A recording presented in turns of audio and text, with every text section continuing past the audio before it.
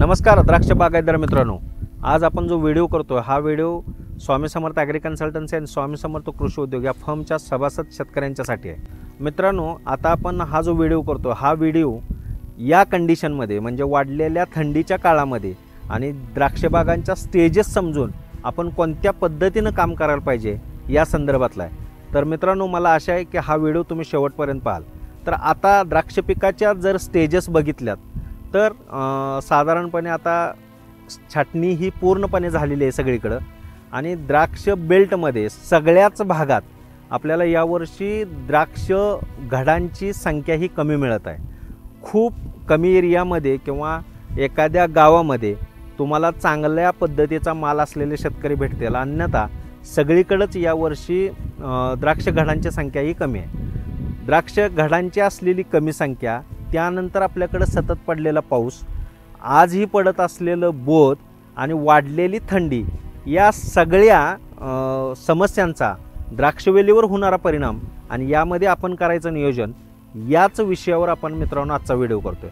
तर सगळ्यात पहिलं मित्रांनो समजून घ्या की या कंडिशनमध्ये ज्यावेळी थंडी वाढते त्यावेळी तुमच्या वेलीची गती ही मंद होत असते, म्हणजे तिच्या स्टेजेस ह्या सगळ्याच पद्धतीनं लेट येत असतात। म्हणजे खूप साऱ्या बागेमध्ये तुम्हाला कॅनोपीसाठी सुद्धा अडचण येऊ शकते।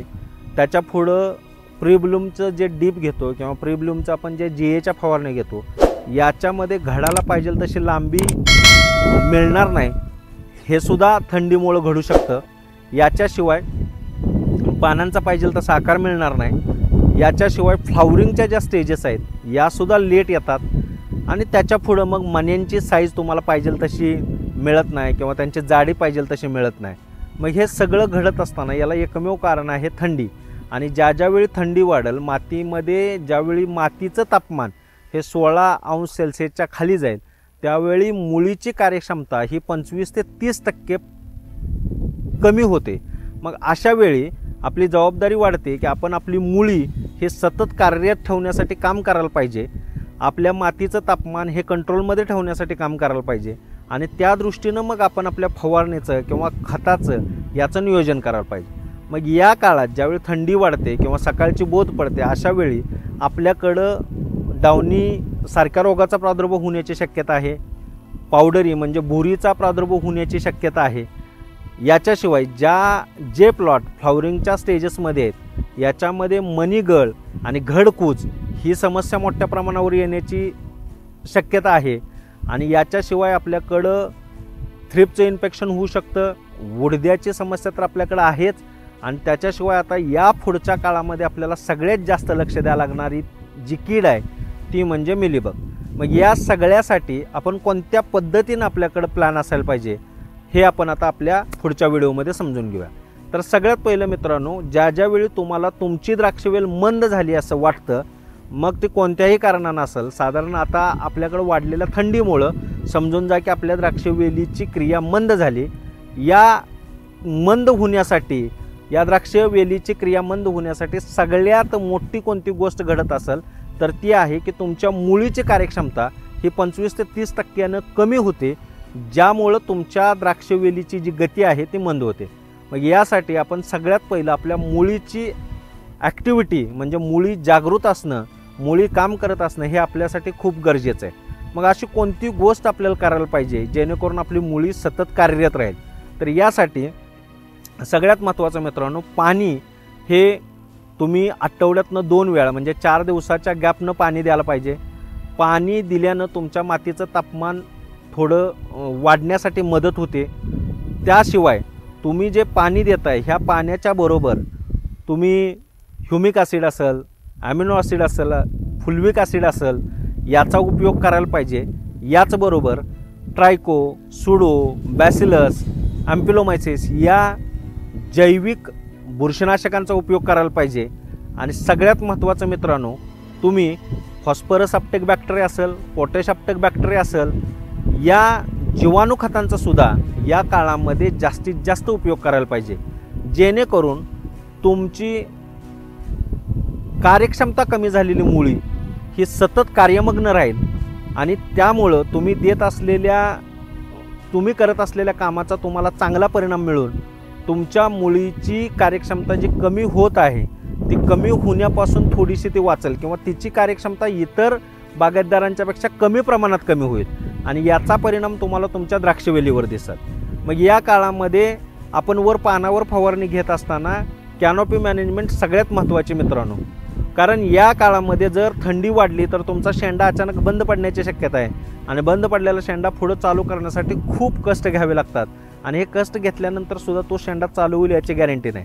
म्हणून आत्ताच तुम्ही प्रत्येक दिवशी तुमच्या बागेचं ऑब्झर्वेशन करून ज्या प्लॉटला 20 दिवसाच्या पुढे दिवस गेलेले आहेत या बागेमध्ये शेंड्याची परिस्थिती जर तुम्हाला नरम वाटत असेल किंवा शेंड्याची चाल जर तुम्हाला मंद वाटत असेल तर 10 ppm GH ॲप्लिकेशन एखाद्या अमिनो ॲसिडच्या सोबतीनं किंवा सिलिकॉनच्या सोबतीनं झिंक या मायक्रोन्यूट्रनच्या सोबतीनं जर तुम्ही घेतलं तर तुमच्या पानांचं क्षेत्रफळ वाढण्यासाठी आणि शेंड्याची गती चांगली राहण्यासाठी तुम्हाला चांगली मदत होईल. याच्याशिवाय मित्रांनो सगळ्यात महत्त्वाचं आता जे प्लॉट फ्लावरिंगच्या स्टेजमध्ये आहेत आणि जिथं गळ आणि कूज ही खूप मोठी समस्या आहे, याच्याही पेक्षा मोठी समस्या आपल्याकडं वातावरण चांगलं झाल्यामुळं खूप साऱ्या शेतकऱ्यांचं जे आंतरप्रवाही डावणी या रोगासाठी औषध जी फवारणी व्हायला पाहिजे याच्यामध्ये गॅप मोठा होत आहे आणि हा मोठा झालेला गॅप काही ठिकाणी डायरेक्ट घडावर डावणी सध्या दिसत आहे. हे दिसू नये म्हणून यावर्षी जरी माल कमी असला तरीसुद्धा तुम्ही तुमच्या शेड्यूलमध्ये प्रत्येक 5व्या किंवा 6व्या दिवशी आंतरप्रवाही बुरशीनाशकाची डावणीसाठीच्या विशेष करून एखादं ॲप्लिकेशन असणं हे अत्यंत गरजेचं आहे. मग याच्यामध्ये तुम्ही कर्जेटसारखं बुरशीनाशक वापरू शकता, याच्यामध्ये तुम्ही ॲक्रोबेटसारखं बुरशीनाशक वापरू शकता, याच्यामध्ये तुम्ही रिवर्ससारखं बुरशीनाशक वापरू शकता, याच्यामध्ये तुम्ही मेलेडिवसारखं बुरशीनाशक वापरू शकता. असं प्रत्येक वेळी एखादं वेगळं बुरशीनाशक किंवा ज्याची किंमत कमी आहे अशी 1-2 बुरशीनाशक घेऊन दर 5 ते 6 दिवसानं न चुकता तुम्ही एखादी फवारणी घेणं हे तुमच्या पिकामध्ये सुप्त डावणी येऊ न देण्यासाठी अत्यंत गरजेचं आहे. दुसरी गोष्ट मित्रांनो, याच काळामध्ये तुम्हाला भुरीचं इन्फेक्शन होण्याची शक्यता आहे आणि भुरीसाठी सगळ्यात चांगलं बुरशीनाशक कुठलं असेल तर सल्फर, जे अत्यंत स्वस्त आहे, पण याची फवारणी तुम्ही 30 दिवसाच्या अगोदरपर्यंत दर 5 ते 6 दिवसातनं एक वेळ तुम्ही सल्फरसारखं बुरशीनाशक जे कोणत्याही कॉन्टॅक्ट बुरशीनाशकाच्या सोबत म्हणजे कोमानेल सोबत घेऊ शकता, Z78 सोबत घेऊ शकता, M45 सोबत घेऊ शकता, अँट्राकॉल सोबत घेऊ शकता. याची फवारणी घेतल्यानं तुम्हाला दुहेरी प्रोटेक्शन म्हणजे डावणीला पण तुम्हाला कंट्रोल मिळेल आणि भुरीसाठी सुद्धा तुम्हाला कंट्रोल मिळेल. याशिवाय भुरीला सुद्धा खूप चांगल्या औषधांची गरज आहे किंवा भुरीसाठी सुद्धा बाजारात आता खूप चांगली औषधं आहेत, पण याचा उपयोग आपण साधारण 25 दिवसाच्या पुढं मग तुमचं जसं शेड्यूल आहे मग याच्यामध्ये एखादं लुनासारखं बुरशीनाशक तुम्ही घेऊ शकता. ॲक्रेसिवो आहे, मेरिओन आहे, याच्याशिवाय निसोडियम नावाचं एक बुरीसाठी चांगलं मॉलिक्यूल तुमच्या हातात आहे. या पद्धतीचं तुम्ही दर 5 ते 6 दिवसातनं एखादी फवारणी घेणं अत्यंत गरजेचं आहे.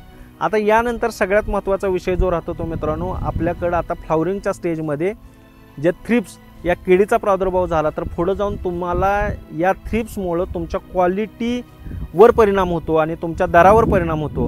हे टाळण्यासाठी तुम्ही चांगल्या कीटकनाशकांचे म्हणजे जे प्लॉट आता 30 दिवसाच्या पुढे आहेत या प्लॉटना पुढच्या 20 दिवसामध्ये चांगल्या कीटकनाशकाचे प्रत्येक 5 दिवसाने एखादी फवारणी होणं गरजेचं आहे.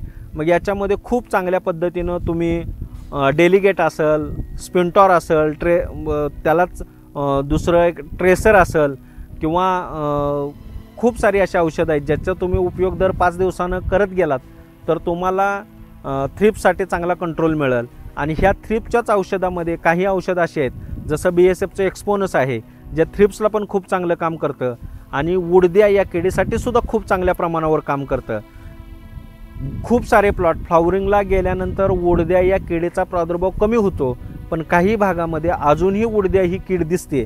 तर अशा ठिकाणी तुम्ही एक्सपोनससारख्या कीटकनाशकाचा जर प्रति एकर 34 मिली या पद्धतीनं फवारणी घेतलीत तर तुम्हाला थ्रिप्स आणि उडदी या किडीसाठी सुद्धा चांगलं नियंत्रण मिळेल. आणि सगळ्यात महत्त्वाचं या पुढच्या काळात आपल्याला जी लक्ष द्यायला लावणारी कीड आहे ती म्हणजे मिलीबग.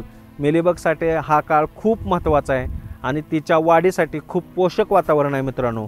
म्हणून या काळामध्ये या पुढच्या काळामध्ये साधारणपणे 60 दिवसाच्या पुढंपर्यंत तुमच्या बागा शक्यतो क्लीन असायला पाहिजेत. 60 दिवसाच्या पुढं तुम्हाला प्रत्येक महिन्यात येणारी एक अमावस्या, या अमावस्याला क्लोरोसारखं कीटकनाशक जर तुम्ही बुडावर ड्रिंचिंग केलं तर तुम्हाला मिलीबगला खूप चांगले रिझल्ट मिळतील। मिलीबगसाठी सुद्धा मार्केटमध्ये खूप चांगली औषधं आहेत। याच्यामध्ये मोमेंटो एनर्जी असेल किंवा BSF कंपनीने आणलेले इपिकॉन असेल किंवा टाटाचं ॲप्लॉड असेल, ॲप्लॉडची आपण फवारणी आपल्या सवडीनं आपल्याला जसं वाटेल तसं एक 5-6 दिवसातनं घेत जाणं अत्यंत गरजेचं आहे।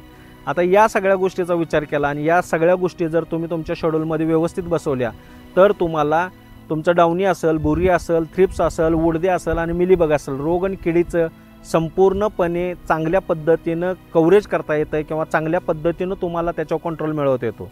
पण या काळामध्ये तुमची वाढ, तुमच्या पानांची साईज, तुमच्या पानातलं क्लोरोफिल या सगळ्यात महत्त्वाच्या गोष्टी आहेत। मग या वाढीसाठी 19-19 सारखं खत असेल, 13-40-13 सारखं खत असेल, या खतांचा उपयोग करा। याच्या सोबतीनं तुम्ही मायक्रोन्यूट्रंट्स वापरायला पाहिजे, ज्याच्यामध्ये झिंक आहे, कॅल्शियम आहे, बोरॉन आहे, मॅग्नेशियम आहे आणि सगळ्यात महत्त्वाचं मित्रांनो, या काळामध्ये वाढणाऱ्या थंडीचा द्राक्षवेलीवर होणारा परिणाम कमी करण्यासाठी तुम्ही ॲमिनो ॲसिड सारखं एखादं बायोस्टिम्युलंट आणि त्याच्यासोबत सिलिकॉन सारखं खत देणं गरजेचं आहे, ज्याच्यामुळं ॲमिनो ॲसिड असेल, सिलिकॉन असेल किंवा एखादं सीवीड असेल, याच्या 5 ते 6 दिवसाच्या फवारणीनंतर तुमच्या द्राक्षवेलीवर येणारा ह्या थंडीचा जो अतिरिक्त ताण आहे तो कमी होण्यास मदत होईल।